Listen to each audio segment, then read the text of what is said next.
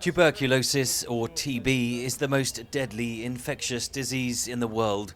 World TB Day aims to highlight the burden carried by some of the most marginalized communities. Every single day, 5,000 people lose their life because of tuberculosis. And TB hits particularly those vulnerable populations that include migrants, refugees, prisoners, people who are marginalized in their societies.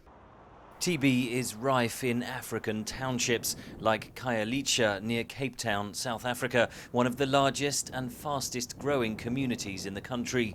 In recent years, drug-resistant strains of TB have taken hold around the world, posing an increasingly urgent public health threat. These strains often go undetected and are spread across populations.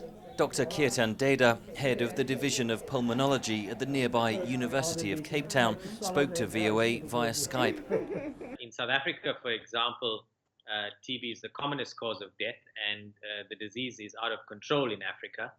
But there is new hope. A small number of new drugs have become available. For the first time, after about 4 to 5 decades, we have two drugs. One is called bedaquiline, that has now been registered in South Africa and is available to treat mainly patients with drug-resistant TB.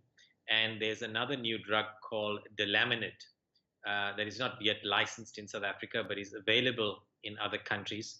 In a report published in the Lancet Medical Journal, Deda and his co-authors warn that the effectiveness of these new drugs could be lost if they are not used correctly and dispensed quickly. We need to change our strategy. We need to go out into the community and find these cases. We have to address the major drivers of TB, which is poverty and overcrowding, nutritional deprivation, alcohol abuse, cigarette smoking, and biomass fuel exposure. Authors of the report say the new drugs must be prescribed as individually targeted treatments with clear dosing guidelines to prevent further resistant TB strains from emerging. Henry Ridgwell for VOA News, London.